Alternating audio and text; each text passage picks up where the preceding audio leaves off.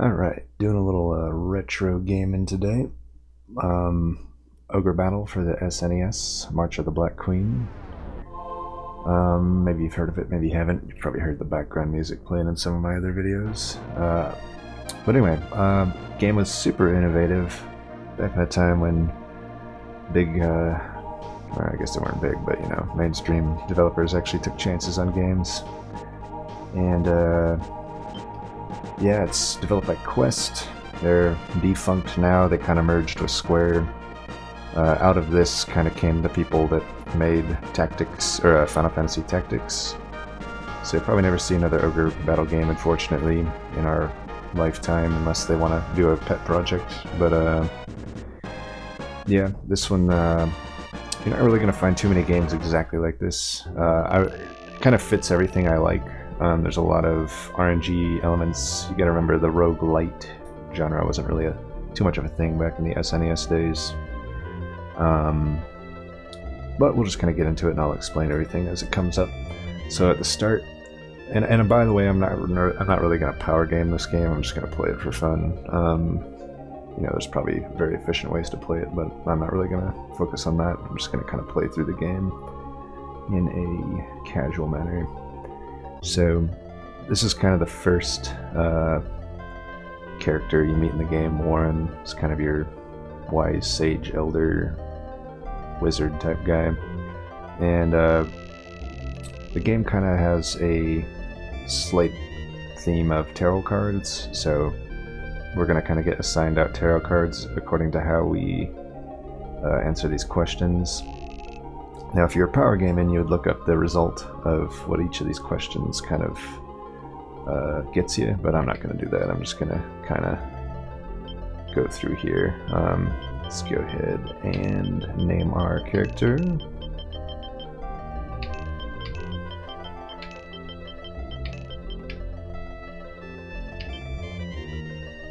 So, we'll go with male.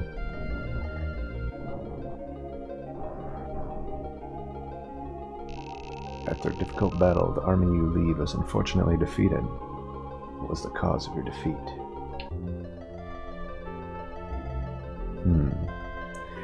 Well, certainly not a lack of leadership. I mean, come on. Destiny. Lack of military strength.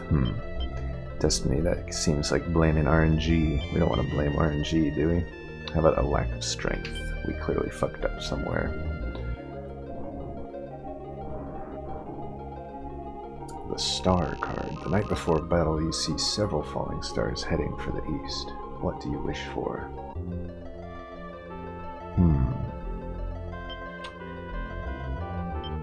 Luck and bravery are nice, but why don't we just get the victory, right? That's the end result. Who cares how we get there? Justice. You are standing in front of a mirror, which shows your best trait. Well, they don't have the right the fourth option there, which is the true answer, but how about mental strength, of course.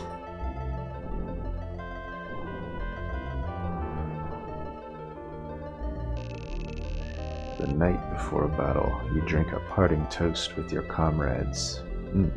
Are we communists here? How full is your glass? I mean, is this before I start drinking? I'll say filled to the brim. Gotta drink heavy before night, but heavy battle. Hanged man. This card sucks in the game, by the way. Because of a mistake you made, your army is forced to retreat. What do you do?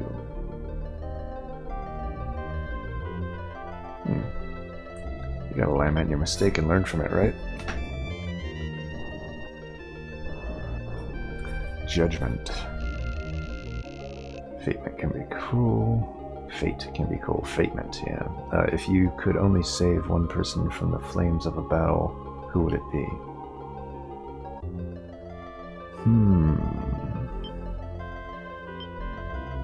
I'll probably get punched if I don't choose this one.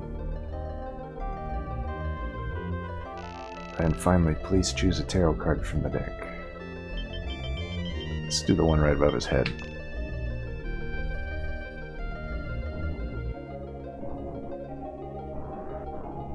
Hierophant. Oh, Gabriot, please grant our leader permit. Oh, I didn't even give me a chance to read it. Okay, so check out what unit we got here. So we start with just our one army here. So there's a lot of elements of this game that I love. There's permadeath, so if any of these units die, they're dead. They ain't coming back. I like that. Those type of brutal elements in a game make the game decisions so much more meaningful. So we got a Beastman. In what I recall, they're kind of weak, so not happy about that. Version of our Lord looks like a good version. I think Thunder's generally pretty good. It's like a big AoE attack. And basically, so what this means is F and B. That's going to be what they do if they're on the front line versus if they're on the back line. I probably want to keep the Lord in the back line, because if your Lord dies, the game's over. And and then the number next to it is how many times they'll use it in a battle. The battles, the way they kind of get played out, are kind of unique here. It's like you'll have your little unit, and when they engage with an enemy troop, you basically will fight it out without really having direct control over your units, and then they'll do kind of what they'll target who they target based on the priorities you give them. And then, like in this case, if I was at the front, he would use slice twice, but it would, it would be over a course of time, like according to his, I guess, agility, I think. And then if I do Thunder, it's only going to happen once, but Thunder's so much more powerful than Slice. It's more powerful just to do it once than Slice twice. And then Beastman, this unit does about the same thing front or back. And then these Footmen, they're kind of the low tier unit in the game, but later on you can upgrade them into whatever you want, depending on what their stats ended up as. And they're just more, they make more sense as frontliners clearly here because they attack twice versus once in the back. And that's kind of all we're going to get into there at the moment. After we do this first sort of tutorial mission, we'll have a large set of squad to choose from. And you can like change things around. Like I could change class, like this guy, I could change him back to a fighter if I wanted to. But I'll just leave him as a Beastman, why not? The thing with Beastman is like I don't really understand what their power is. I think they're like supposed to interact good with beasts, but I think I'd rather just have like a mage or a healer. It's fine though. So let's go ahead and just save our game. You can see I kind of played other files here, but not too far with either one. So let's start the first one here.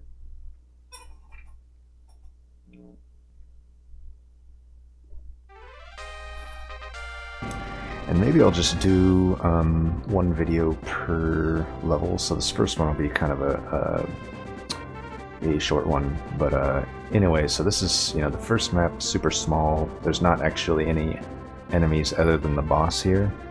It's going to be at that castle. So very forgiving level. The nice thing about this game too is like there's a lot of hidden gems. So you're kind of inclined to visit the whole map. They kind of, it's one of those games that doesn't necessarily hold your hand, but there's little hints, like if you actually pay attention to the dialogue in this city, you'll kind of see they allude to there's like a hidden city up here. But since we're starting down here, I'm going to go ahead and explore these two islands here first, because I'm pretty sure there's something on one of them. So the way you move is you select your unit, go move, and then just basically do that. And then based on the makeup of your units and the terrain you're moving over, that's kind of how your speed's going to be determined. And you can see we've kind of spotted the boss here. It's just going to be that wizard that we talked to at the start of the game, Warren. And once we beat him, he'll join our team, and then we'll kind of get our first initial army set up. So nothing there, it looks like, so we'll just check the other island out. That must be where the treasure or village or whatever it is. Kind of forget. Been a while since I played this game, but I kind of felt inspired to do it just because I've been using the music of this game a lot lately. Hard to find much music these days that YouTube won't copyright strike you for using, so this is a game I seem to have been getting away with playing the music of. it's kind of funny that you make gaming units or gaming videos, and you can use like I can't even use Chrono Trigger tracks. I can't use like a lot of Square tracks because they're so money hungry that apparently they can't let people getting 10 views video use their background game music on a game video. Rant over. Alright, so it looks like we found a treasure here. Broken sword. That's probably a pretty trash item. But this game is very... so let's look really quick at that items. I forget if there's... Let's see, like select, I think. So it's actually okay. I mean, it gives 4 strength. Might as well give it to somebody. For now, I'll just put it on the Beastman, I guess. Sure. We can always move the items around. Alright. So now... I don't think there's really any other hidden things other than that, you know, city up there I talked about. So let's go here first. I was gonna say, like, I don't think the broken sword can, like, be fixed, but it wouldn't surprise me if it could, because there's just a lot of things like that in the game. Like, you'll have, like, a character you add, and there's, like, a specific interaction you can do to, like, recruit another character, or some item that you find can, like, trigger an event when you visit a certain city and stuff. There's a lot of hidden gems like that. It's another thing I really like about this game.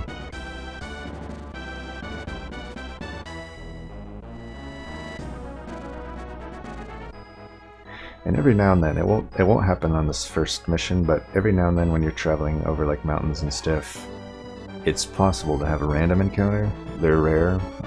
Usually I think it's when you're revisiting a place, but in those random encounters you can actually recruit the enemy. It's usually like a beast type enemy, and I think Beast Master does excel at that if I'm not mistaken. So now we're gonna get a random tarot card. And moon. I think that just makes it night, which it already is, so whatever.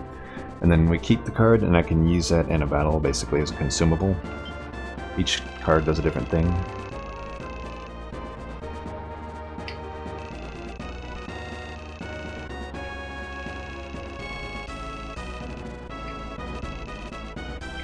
So that's just, I guess he's not the one that tells us about the city. I think that if I visit that temple to the left, that's where they say it, but I'm just going to save some time and go ahead and move my guy up to the right. So sometimes you can, like, there might be a shop at these cities or like a recruitment option, but at this one there's neither, so that's generally the norm. So we're going to move up here and get our first recruited character, Lance, short for, I'm sure, Lancelot. Just kind of a knight character that is expensive to deploy, but pretty strong otherwise. I'll get into the deployments in the second video, in the second mission. Yeah. Basically, there's a certain gold amount. Found the hidden city. Liberation.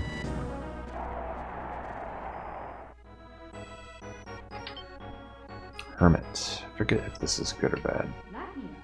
Apparently it's good. Most of the cards are good. Ooh, nice. Permanent increase of ints. It's okay for my leader. The other units probably don't need it. Lands. Sorry, not Lance. Lands. I am a knight of the Royal Zenobian Army. You must be the new leader Warren was talking about. I must say I like the look in your eyes. We have lived until this day only to see the wasteful death of King Gran avenged. I believe that at your side, we just may be able to do that. I hereby pledge my allegiance to you. We will fight with you until the Zenobian Empire is crushed, and true peace has returned to this land. He turned Australian at the end there, if you weren't aware of that. So to deploy a unit, press X button and use the deploy command. We're not going to do that here, because that's a waste of gold. As I was kind of alluding to, there's like a certain gold cost to deploy units, and even though I said I'm not power gaming, I'm still not going to play stupidly.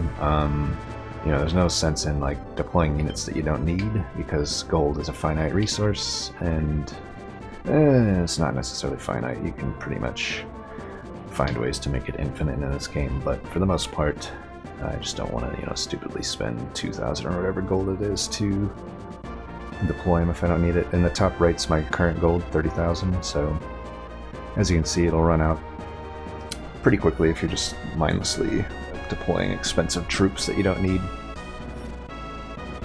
There's also an interesting mechanic of alignment where it's like certain things will affect your alignment, and one of them is like kind of making units too powerful does make your alignment less. I'm not going to be worried about that too much. That's actually, it's a neat, it is a neat mechanic in the game, but I've never actually been a huge fan of the way they handle alignment in this game. I would much rather it be in line with like choices you make. It's more just kind of weird random things that don't make a whole lot of sense to me that actually affect alignment. World. Okay, that doesn't matter here, but we'll take it. It's a pretty good card. Ooh, Ogre, nice. That'll probably, I'll just save it and put it on a different unit. Like I said, you don't want to make one unit too powerful. You kind of want to spread your power around. Or one troop too powerful. Everything's progressing in real time. Time is always flowing.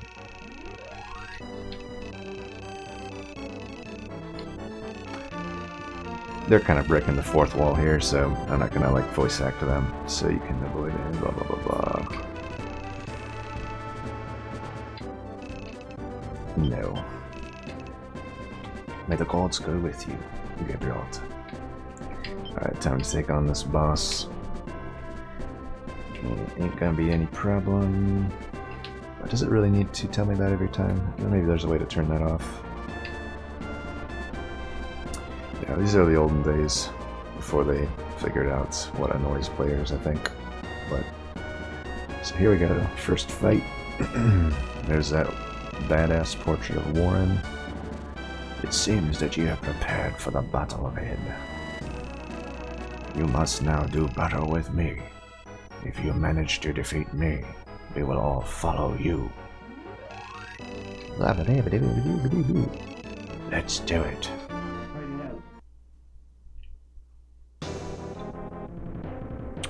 Now, so it says best there. I hit A to possibly change. Now, it doesn't matter when there's only one enemy. Usually there's going to be more than one enemy. But we would hit this tactics, and we can actually, you know, say, go at the best one, go at the one that's strongest, weakest, or just the leader. We'll just leave it at best for now, and we'll change it as needed for other fights. I can also use a tarot card. I forget if I can get like a readout here. Is there like a... I guess I can't really like check what they do. But I don't think I need to use one here. I guess we'll find out. If we don't kill him, we don't kill him. So now they're just gonna fight. I'm not actually doing anything here. They're just going according to the AI. Yeah, probably don't need a tarot card. He's getting freaking worked. Still got a second round of attacks for all the other units to go through. He's got his final attack. We take 36, whatever. We're missing left and right. One more hit's all we need. And badass sound effect for the death. Although he's not actually dead because he's about to join us. You have done well, and all now know your power. Our fate now lies in your hands, Gabriot. Now we shall fight together until the Zenobian Empire is brought to its knees. Alright, tutorial complete. Now we're on to the actual game in the second stage here.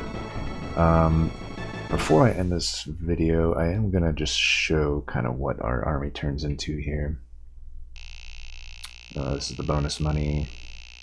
Goth, I guess, is what they call the money here. Pretty badass. Goth. Alright. Now let's take a look at our units now.